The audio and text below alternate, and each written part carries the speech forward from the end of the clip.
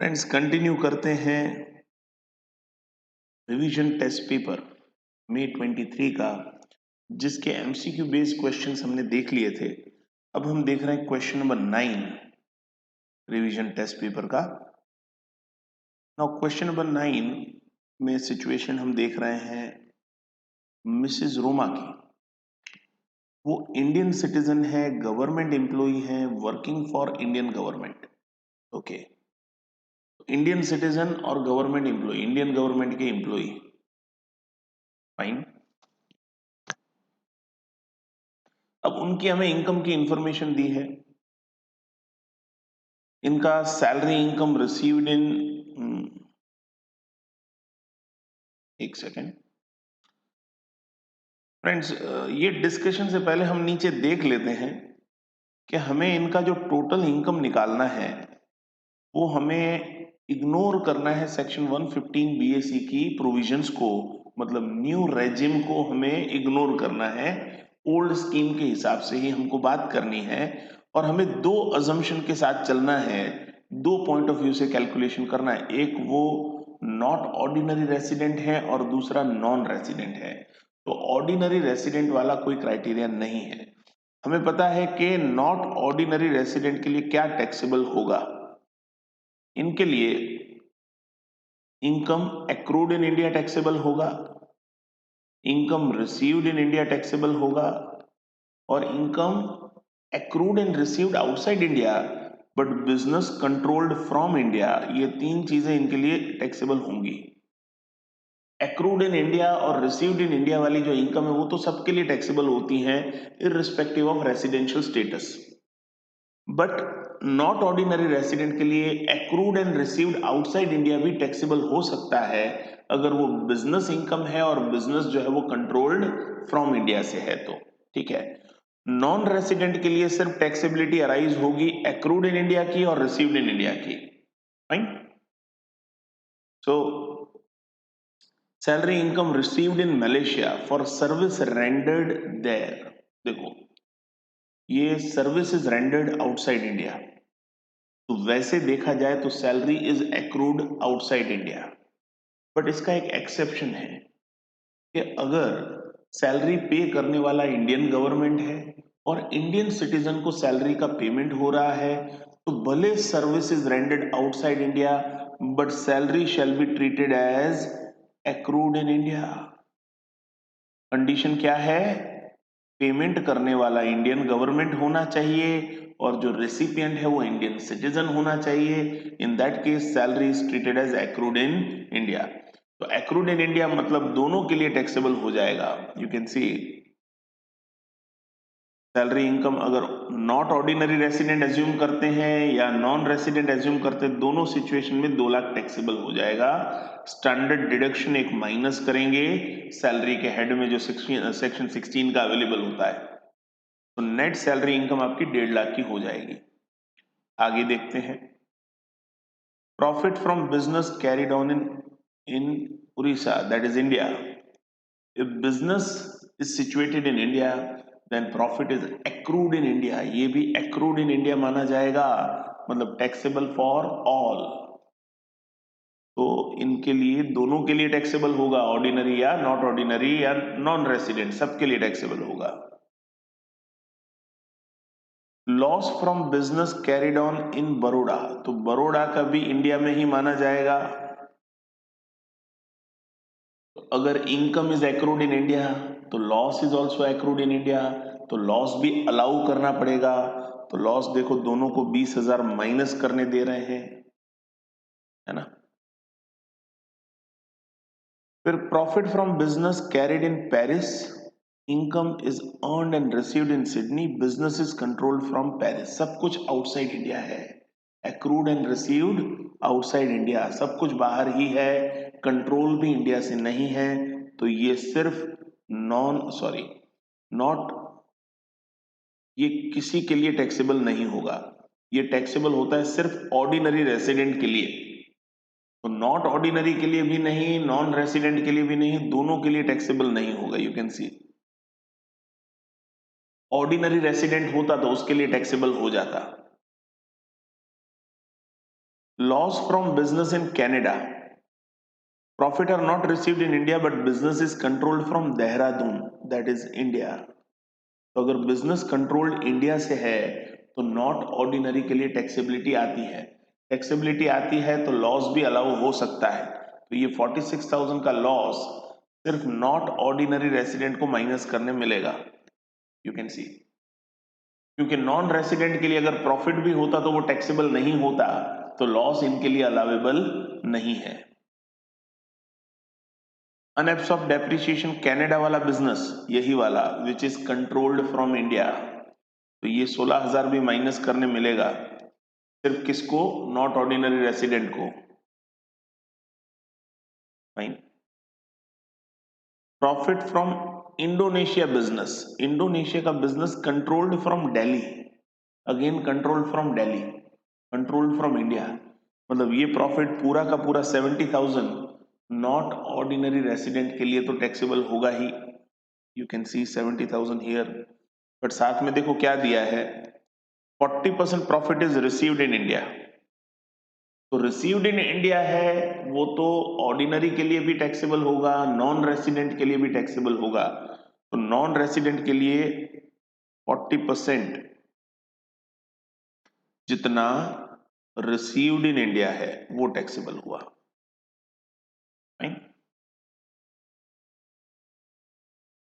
Rent from property in Canada, received in Canada, accrued and received outside India, पूरा का पूरा this is only taxable for ordinary resident, तो इन दोनों के लिए नॉट ऑर्डिनरी नॉन रेसिडेंट के लिए टैक्सेबल नहीं होगा, you can C.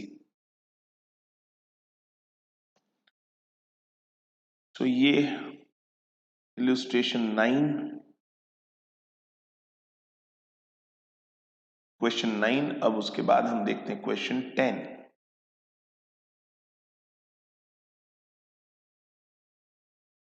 Question 10, mister Akash ons residential house property जिसका municipal value, fair rent, standard rent दिया हुआ है।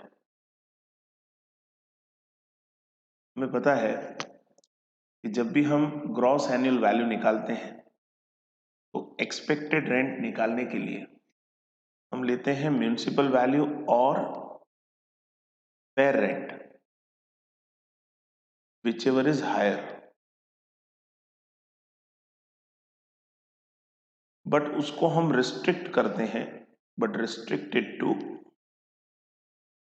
स्टैंडर्ड रेंट, मतलब हमारा एक्सपेक्टेड रेंट जो है वो स्टैंडर्ड रेंट से ज्यादा नहीं होना चाहिए।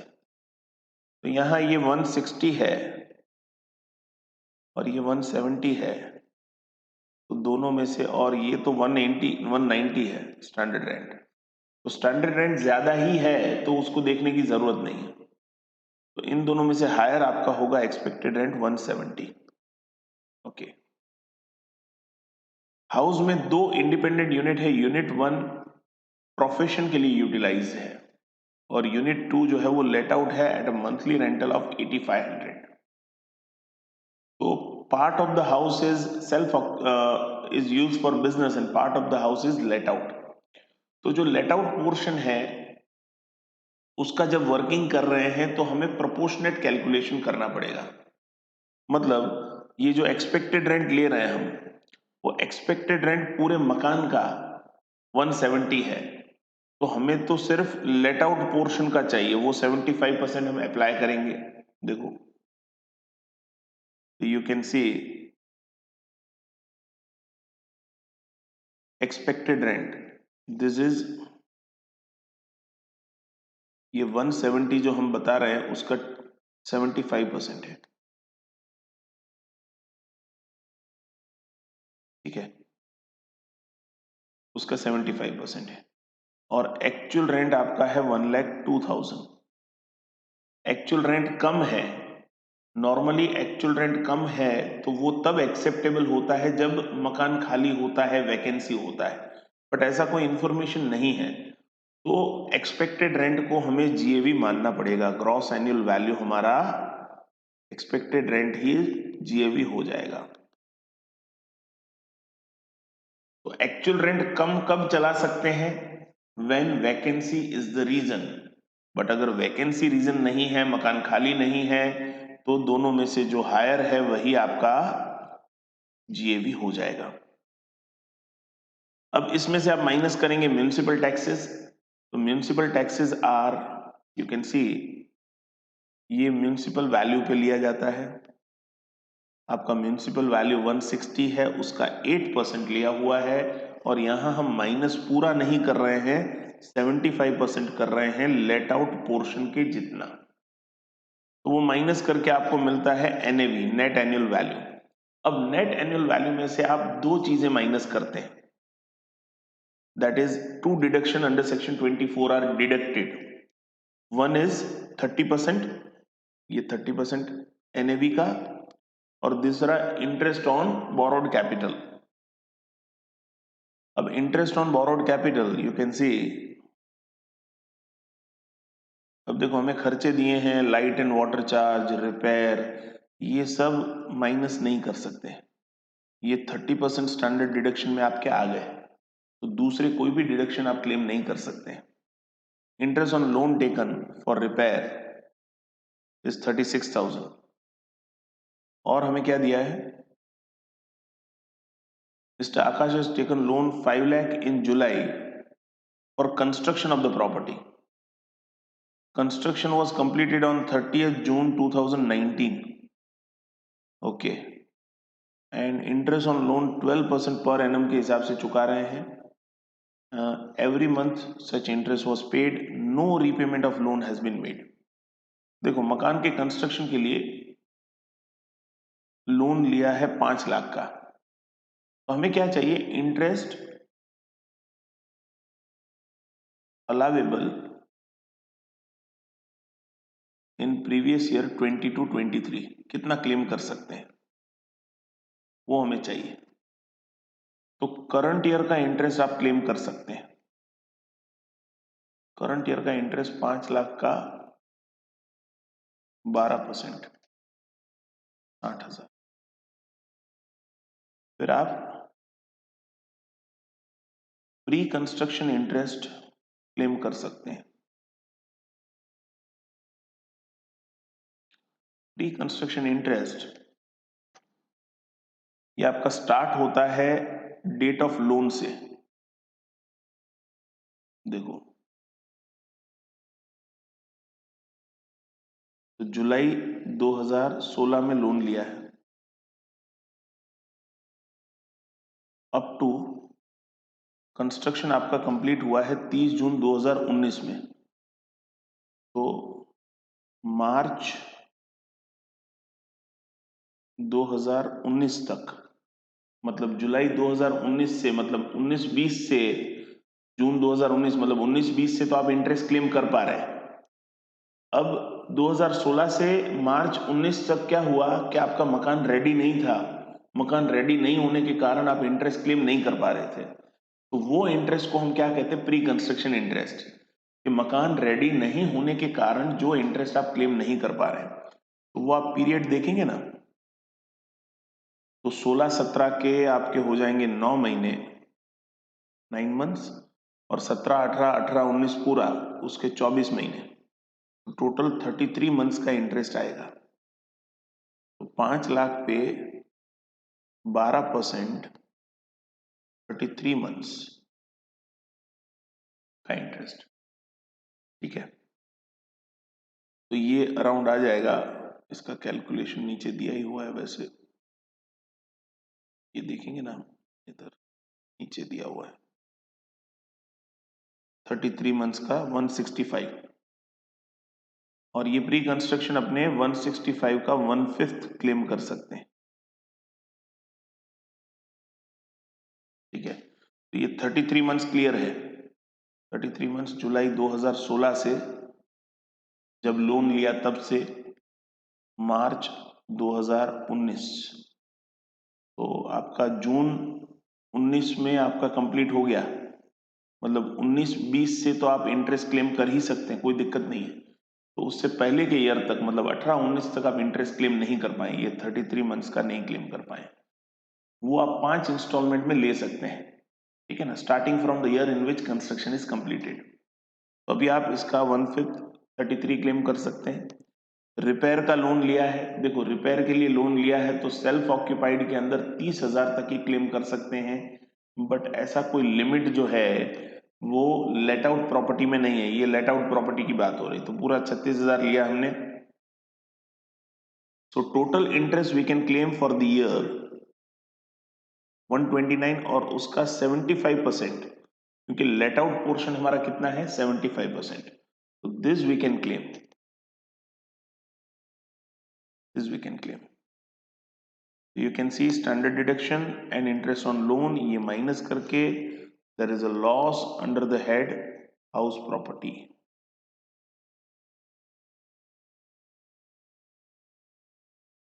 फाइन। अभी बिजनेस का भी दिया हुआ है क्वेश्चन इंफॉर्मेशन, आप देखेंगे बिजनेस का इंफॉर्मेशन हमें दिया है 8 लाख का प्रोफेशनल इनकम है, जिसमें हमने हाउस रेंट या दूसरे खर्चे हमने डेप्रिसिएशन 8,000 ये सब हमने नहीं डेबिट किया है। अब देखो जो भी ये खर्चे हो रहे हैं ना, ये जितने भी खर्चे हो रहे हैं इसमें 25% प्रोफेशन के सामने आएगा, क्योंकि 25% of the house is occupied for profession. तो देखो प्रोफेशन की इनकम हम ले रहे हैं 8 लाख में से लाइट वाटर चार्जेस 2,000 का 25% ले रहे हैं, वहां नहीं लिया क्योंकि वहां 30% स्टैंडर्ड डिडक्शन में पूरा आ जाता है हाउस प्रॉपर्टी में। म्यूनिसिपल टैक्सेस 25% हमने लिए, रिपेयर 25% हमने लिए, इंटरेस्ट ऑन लोन जो रिपेयर का है 36,000 का 25% हमने लिया, और कंस्ट्रक्शन का जो 60,000 है करंट ईयर का इंटरेस्ट उसका भी हमने 25% लिया, और डेप्रिसिएशन लिया हमने। यहां हमने एक चीज क्लेम नहीं की है प्रोफेशन के सामने। कौन सी चीज क्लेम नहीं की है? प्री कंस्ट्रक्शन इंटरेस्ट का पोर्शन, ये नहीं क्लेम करना है बिजनेस के सामने। वो हाउस प्रॉपर्टी में ही कॉन्सेप्ट है, तो बिजनेस में आप क्लेम नहीं कर पाएंगे, क्योंकि बिजनेस में आप वही एक्सपेंस क्लेम कर सकते हैं which were incurred during the previous year. मतलब आप 22-23 का अगर प्रॉफिट निकाल रहे हैं तो खर्चा भी आपका 22-23 के रिलेटेड ही होना चाहिए। प्री कंस्ट्रक्शन इंटरेस्ट आप बिजनेस में क्लेम नहीं कर पाएंगे, ठीक है ना। तो ये सब माइनस करके आपको प्रोफेशनल इनकम भी मिल जाती है, बिजनेस की इनकम भी। लॉस एडजस्ट करने के बाद ये देखो बिजनेस का प्रॉफिट 728 है, उसमें से माइनस किया लॉस हाउस प्रॉपर्टी का, ये माइनस करके आपका फाइनल ग्रॉस टोटल इनकम आ गया 7,13,830। ठीक है, I think it is clear.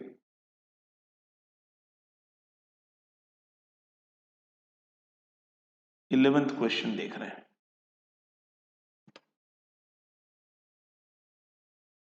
Mister Suresh soul proprietary इनका मैन्युफैक्चरिंग यूनिट है। 1 अप्रैल 22 इनके पास प्लांट ए और प्लांट बी है, जिसका ब्लॉक का वैल्यू 10 लाख है। Opening value of the block is 10 lakh. Plant B इन्होंने ट्रांसफर किया 19 लाख में, सेल कर दिया 19 लाख में। इन्होंने प्लांट सी खरीदा 10 मार्च को 22 लाख में, बट ये पुट टू यूज जो है वो तो नेक्स्ट ईयर में 23-24 में कर रहे हैं। तो खरीद लिया है बट पुट टू यूज बाद में हो रहा है। अभी देखो ब्लॉक का सिचुएशन क्या होगा, what is the situation of the block. ये ओपनिंग वैल्यू 10 लाख, प्लांट सी खरीदा 22 लाख, प्लांट बी बेचा 19 लाख। अब ब्लॉक में वैल्यू बची आपकी, ये माइनस करके वैल्यू बची 13 लाख। अब ये 13 लाख पे डेप्रिसिएशन जब निकालते हैं, हमें पता है कि पहले जो आइटम हमने इस साल परचेस किया उस पे डेप्रिसिएशन निकालते हैं। ब्लॉक की वैल्यू पहले उसको अलोकेट करते हैं। मतलब ये 13 लाख का कंपोजिशन में हमें पता है कि सिर्फ प्लांट सी पहले आएगा और अगर कोई और हो गई तो वो ओपनिंग वैल्यू में हम अलोकेट करेंगे। ठीक है, जो न्यू परचेज वो प्लांट सी है। अब वो न्यू परचेज ही 22 लाख का है। ठीक है, तो ये 22 लाख तक तो वैल्यू प्लांट सी को ही जाती है, बट इतना वैल्यू है नहीं। मतलब ये 13 लाख पूरा का पूरा वैल्यू किसका माना जाएगा, किसको अलोकेट होगा, प्लांट सी को अलोकेट होगा। अब डेप्रिसिएशन की जब गिनती कर रहे हैं, ये प्लांट जो है वो पुट टू यूज ही आपका 23-24 में हो रहा है। परचेज हुआ, एडिशन हुआ, इसकी वजह से ब्लॉक में हमने डाल दिया, बट इसके ऊपर डेप्रिसिएशन आप तभी गिन सकते हैं जब वो पुट टू यूज हो जाए। वो पुट टू यूज तो 23-24 में हो रहा है, मतलब ये 13 लाख में कोई डेप्रिसिएशन इस साल गिना नहीं जाएगा। ठीक है, नो डेप्रिसिएशन अवेलेबल। बिजनेस का इनकम जो है वो 11 लाख है, डेप्रिसिएशन 0, मतलब ये भी 11 लाख आपका बिजनेस का इनकम आ जाएगा। यू कैन सी इधर क्या, तो this will remain your income before and after depreciation. अभी आगे हमें दिया है, सुरेश के पास 900 इक्विटी शेयर हैं ए लिमिटेड में, जो वो सेल कर रहे हैं 23,50,000 में। ठीक है, he does not own any residential house. ये शेयर 2 लाख में खरीदे थे, अनलिस्टेड शेयर्स हैं। ठीक है, तो इसका कैपिटल गेन नॉर्मल तरीके से ही गिनेंगे, और 2 लाख का है, लॉन्ग टर्म एसेट हो जाएगा ये, इंडेक्सेशन करना पड़ेगा। इंडेक्सेशन के लिए देखो 15-16 का हमें नंबर दिया है, 22-23 का भी नंबर दिया है, तो इंडेक्स कॉस्ट निकालेंगे, 2 lakh multiply by 331 divide by 254, ऐसा करके एलटीसीजी निकलेगा। देखो, तो सेल कंसिडरेशन हमारा 2350, index cost you can see cost of acquisition multiply by year of transfer का number divided by year of acquisition का नंबर। तो आपके पास लॉन्ग टर्म गेन अवेलेबल है 20,89,370 का। अब उसका देखो इन्वेस्टमेंट कहाँ किया है, मकान खरीदा है। ओके, तो ये कोई भी आपका लॉन्ग टर्म गेन अगर रेसिडेंशियल हाउस के लिए यूज होता है तो उसके लिए हमें 54F मिल जाता है एग्जम्पशन। और दूसरा, बॉन्ड में पैसे डाले हैं, बॉन्ड में पैसे डालते हैं तो 54EC मिलता है, बट उसका कंडीशन है कि बॉन्ड में हम एलटीसीजी जो है वो इमूवेबल प्रॉपर्टी का होना चाहिए, लैंड और बिल्डिंग का होना चाहिए, तो ही 54EC मिलता है, वरना 54EC नहीं मिलता है। मतलब 54EC नहीं मिलेगा, ये नहीं मिलेगा। सिर्फ एक ही एग्जम्पशन मिलेगा 54F का, जो प्रोपोर्शनेट एग्जम्पशन है। ठीक है, 19 लाख का मकान खरीदा है, 19 लाख का, तो आपका ये प्रोपोर्शनेट है। मतलब कैसे है कि 23,50,000 में आपका गेन जो है वो 20,89,370 है। अब आपने पैसे लगाए कितने, 19 लाख लगाए, तो 19 लाख के रिलेटेड गेन कितना होगा। ठीक है, ये हमें क्रॉस मल्टीप्लीकेशन से 23,50,000 का आपके सामने गेन जो है वो कितना है 20,89,370, तो 19 लाख का कितना होगा। तो ये 54F ऐसा है एग्जम्पशन कि जितना प्रोपोर्शन कंसिडरेशन आप इन्वेस्ट करोगे उतना प्रोपोर्शन गेन आपका एग्जम्प्ट हो जाएगा। तो 23,50,000 में से आपने 19 लाख इन्वेस्ट किए हैं, तो उतना ही प्रोपोर्शन गेन का आपका एग्जम्प्ट हो जाएगा, तो वो प्रोपोर्शन यहां निकल जाता है और वो माइनस करके आपका टैक्सेबल एलटीसीजी आ जाता है। ठीक है, और दोनों इनकम मिला के business plus LTCG you get your gross total income. ये हमने देखा अभी 11th क्वेश्चन। उसके बाद देख रहे हैं 12th question. 12th question, mister Ram, resident, 65 years, senior citizen, okay great. इनका speculation business, okay senior citizen होके भी स्पेकुलेशन कर रहे हैं, गलत बात है। ठीक है कर रहे हैं तो हम क्या करें, उनको रोक नहीं सकते। तो इनका स्पेकुलेशन दो बिजनेस है, हमें पता है स्पेकुलेशन लॉस स्पेकुलेशन गेन के सामने सेट ऑफ हो सकता है, तो ये 30 इसके सामने एडजस्ट हो जाएगा। 35 एडी का जो लॉस है वो 35 एडी वाले प्रॉफिट के सामने ही एडजस्ट हो सकता है, और ऐसा कोई दूसरा प्रॉफिट दिख नहीं रहा है, मतलब ये 20,000 को हम कैरी फॉरवर्ड करेंगे। सैलरी के सामने आपका हाउस प्रॉपर्टी का लॉस सेट ऑफ हो जाएगा। सैलरी के सामने हाउस प्रॉपर्टी का लॉस, देखो सैलरी जो है ना, सैलरी वो मेजर हाउस प्रॉपर्टी के लॉस के लिए ही है, ऐसा समझो आप बात को। क्यों ऐसा?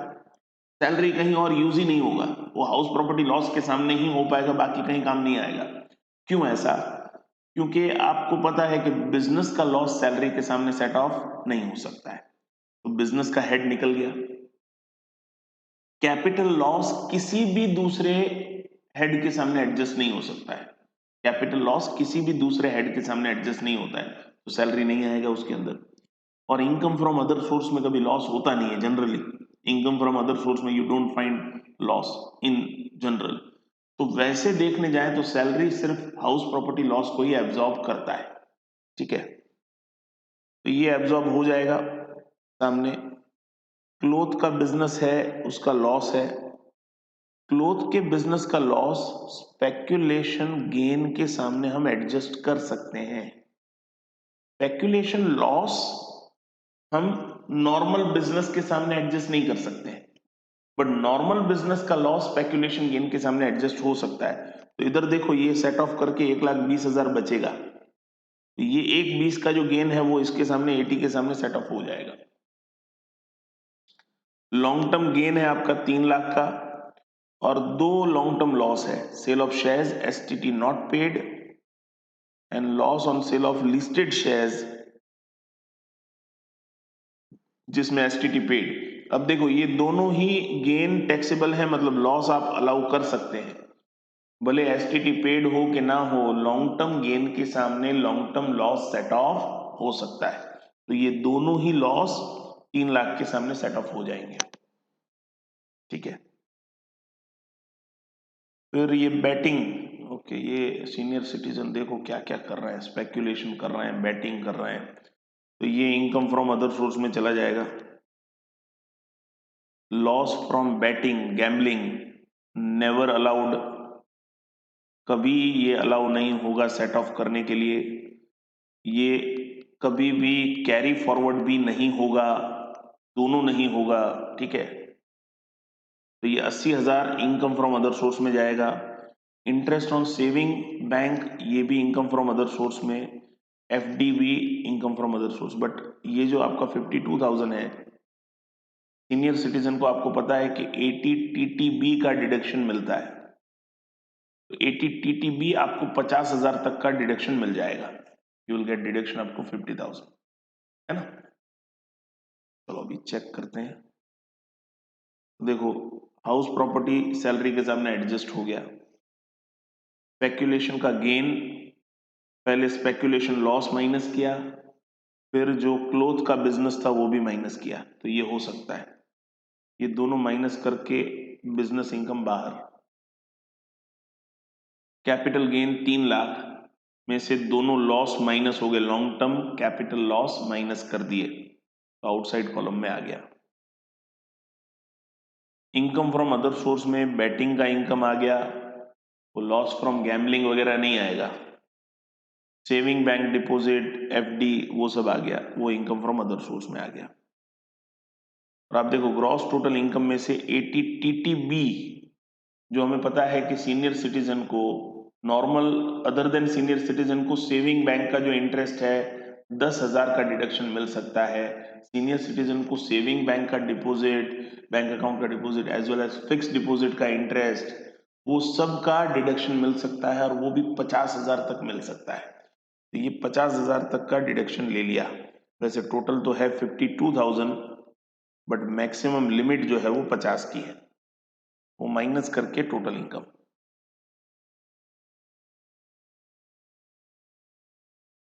Now you can C 13th question में टैक्स इम्प्लीकेशन हर एक ट्रांजैक्शन की एग्जामिन करनी है और मिस्टर तुषार, मिसिस तुषार और उनके माइनर सन का इनकम निकालना है। 115 बीएसई में वो नहीं जा रहे हैं। 115 बीएसई में अगर आप जाते हो तो फर्क क्या पड़ता है, सेक्शन 1032 का 1500 का एग्जम्पशन नहीं मिलता है। माइनर चाइल्ड की इनकम जब क्लब करते हैं तो क्लबिंग करते समय 1500 का एग्जम्पशन नहीं मिलता है if you are opting for new scheme, but if you are not opting for new scheme then 1500 का एग्जम्पशन मिलेगा माइनर चाइल्ड की इनकम अगर क्लब हो रही है तो।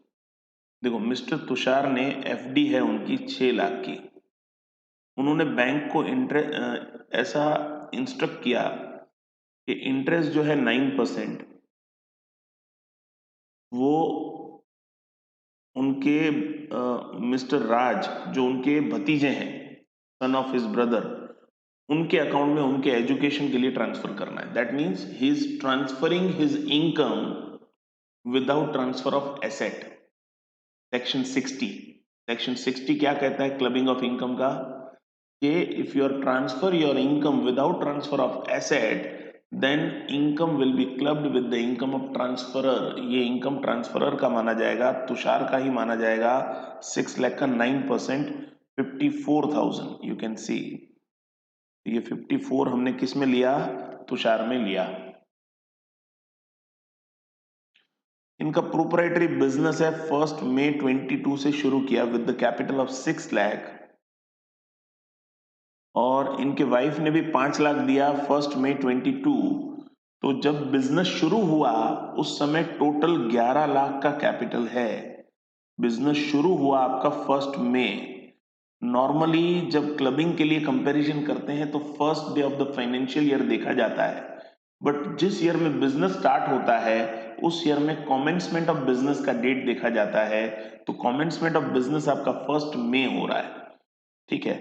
तो 1 मई 11 लाख में से 5 लाख तो किसने दिए हुए हैं, इनकी वाइफ ने दिए हुए हैं, ठीक है। तो 5 लाख के रिलेटेड 11 लाख में से जो प्रॉफिट आएगा, 5 लाख के रिलेटेड प्रॉफिट जो है इनकी वाइफ का माना जाएगा। तो देखो 4 लाख का प्रॉफिट हुआ, ये 4 लाख का प्रॉफिट इन दोनों में हम डिवाइड कर रहे हैं 6 लाख और 5 लाख के रेशियो में, मतलब 6:5 में 4 लाख को डिवाइड किया। प्रॉफिट जो है वो वाइफ को 5 लाख के रिलेटेड मिलेगा और तुषार को 6 लाख के रिलेटेड मिलेगा। और माइनर की इनकम डिराइव हुई है 20,000 from application of skill and talent. उसके टैलेंट की इनकम है तो ये इनकम माइनर की ही मानी जाएगी। डायरेक्टली ये इनकम कहाँ जाएगी, माइनर की जाएगी। वो पेरेंट की इनकम के साथ हमें मर्ज करना नहीं है। बस ये 3 इनकम आ गई, ठीक है। Now let's C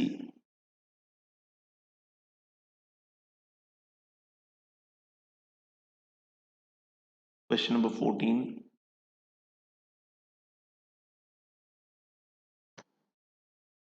mister Kamal 48 years का एज, रेसिडेंट इंडिविजुअल,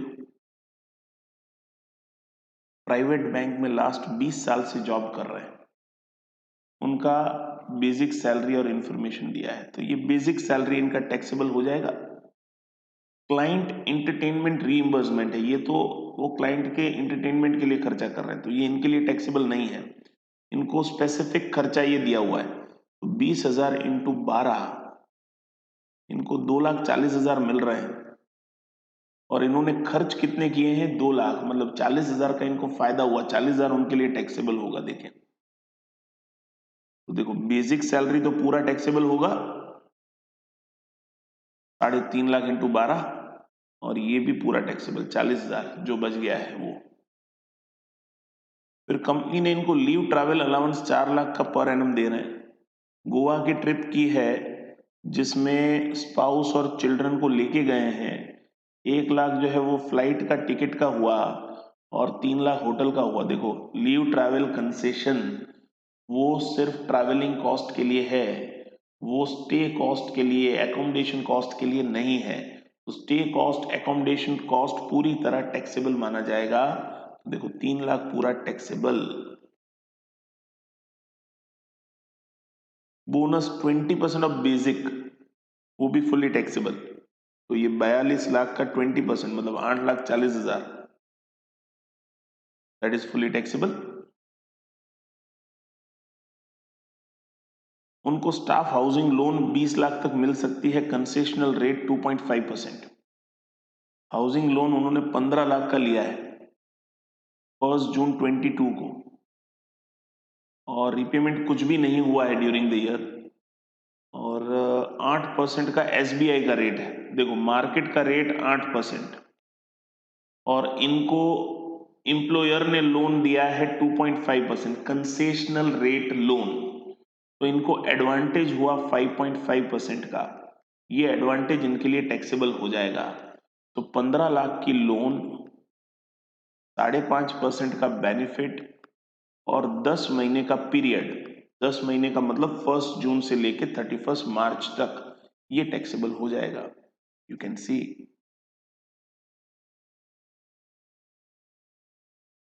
ये 8 माइनस 2.5%।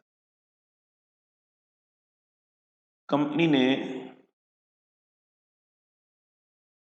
इनको 1500 स्क्वेट इक्विटी शेयर दिए हैं, तो इन पे तो बहुत ही कंपनी मेहरबान है भाई।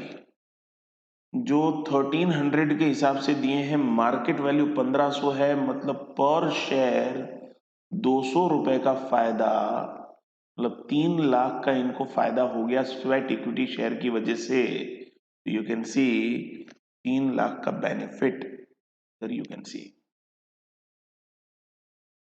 ठीक है, तो ये पूरा सैलरी की सारी आइटम आ गई। तो देखो सैलरी, ग्रॉस सैलरी आ गया, स्टैंडर्ड डिडक्शन माइनस करके टैक्सेबल सैलरी भी आ गया। अभी आगे क्या दे रहे हैं, इनका रेंटल इनकम है 35,000 का, 3 BHK फ्लैट इन्होंने लेट आउट किया हुआ है और ये फ्लैट उन्होंने 45 लाख में खरीदा था। जो हाउसिंग लोन लिया था ना 15 लाख, जो कंसेशनल रेट वाला भी लोन लिया था, वो 15 लाख ये 45 लाख के फ्लैट में लगाया है। तो वो 15 लाख पे जो इंटरेस्ट एम्प्लॉयर को चुका रहे हैं, वो हाउसिंग लोन का इंटरेस्ट आप क्लेम कर सकते हैं सेक्शन 24B में। ये लेट आउट कर दिया है जुलाई महीने से। Municipal taxes are 12,000 for the financial year 22-23 was paid by mister Kamal. तो देखो तो यहाँ 35,000 9 महीने का रेंट, 9 महीने का ही यहाँ पे वैल्यू निकाला जाएगा, 12 महीने का एक्सपेक्टेड रेंट नहीं निकाला जाएगा, क्योंकि आपको प्रॉपर्टी का पोजीशन ही कब मिल रहा है, जून महीने में मिल रहा है। तो पहले 3 महीने तो प्रॉपर्टी आपकी थी ही नहीं, तो एक्सपेक्टेड रेंट भी 9 महीने का ही आएगा और जो हमारा एक्चुअल रेंट है वही एक्सपेक्टेड रेंट मान के जीएबी हो जाएगा आपका। ठीक है, म्यूनिसिपल टैक्स आप माइनस कर सकते हैं पूरा का पूरा, एनएवी आपकी आ जाएगी 30%, आपका स्टैंडर्ड डिडक्शन आ जाएगा एनएवी पे, और इंटरेस्ट आपका 15 लाख का जो हाउसिंग लोन एम्प्लॉयर से लिया था 2.5% वाला, तो जितना एक्चुअल इंटरेस्ट चुकाएंगे ना वही आपको यहाँ क्लेम करने मिलेगा। एक्चुअल इंटरेस्ट 2.5% के हिसाब से हम चुका रहे हैं, तो ये माइनस करके एनएवी में से आपको मिल जाता है इनकम फ्रॉम हाउस प्रॉपर्टी। अभी उन्होंने क्या किया,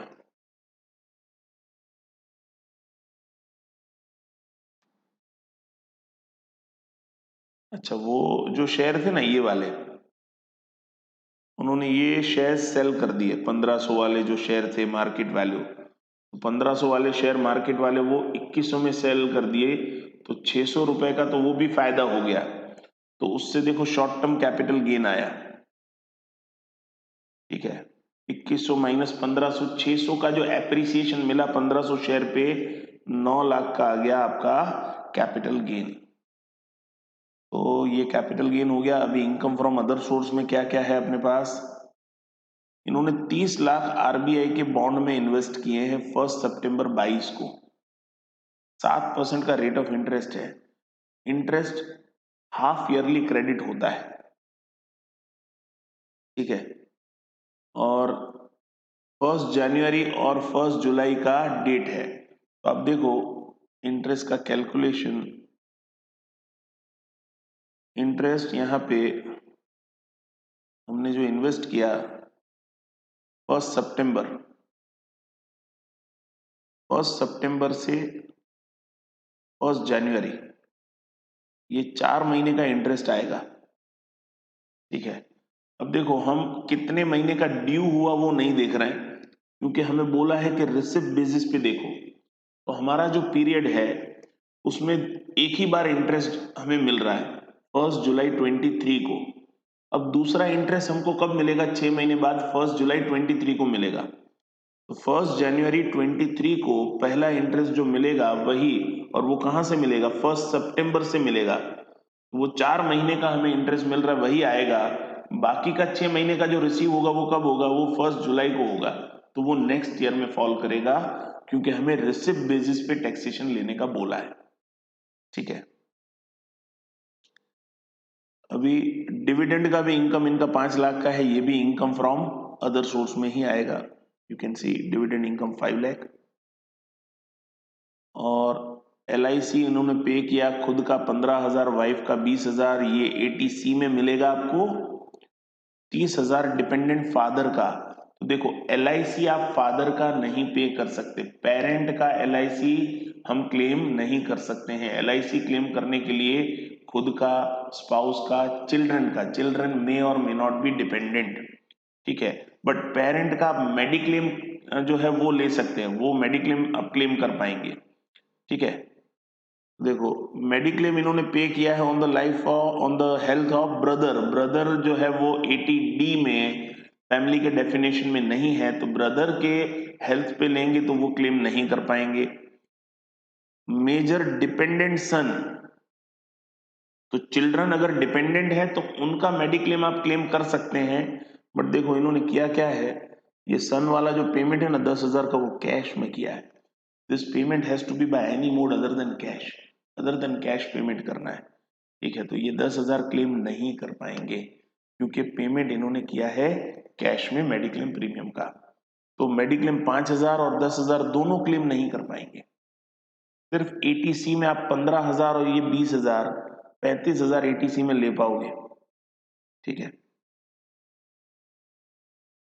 तो ATC का ये आ गया, ATD में कुछ नहीं, और आपको मिल गया टोटल इनकम। और ये टोटल इनकम पे आ गया आपका टैक्स लायबिलिटी। ये शॉर्ट टर्म कैपिटल गेन जो हुआ था वो 2100 माइनस 1500 का भाव करके, जो 600 का पर शेयर था 1500 शेयर पे, वो 9 लाख पे आपको 15% लगेगा। तो स्पेशल रेट वाली जो इनकम है वो अलग कर देनी है, और बाकी पे पूरा स्लैब अप्लाई होगा आपका। स्लैब मतलब 2.5 लाख तक कुछ नहीं, 2.5 से 5 लाख 5%, 5 से 10 लाख 20%, 10 लाख से ऊपर 30%। तो you can see that slab is applicable. और आपका टोटल इनकम जो है, यू कैन सी ये income it is exceeding 50 lakh. So surcharge at the rate 10% will be applicable। और एजुकेशन सेस प्लस करके टैक्स लायबिलिटी राउंड ऑफ करके ले लेना होता है, नियरेस्ट टू ₹10 करके,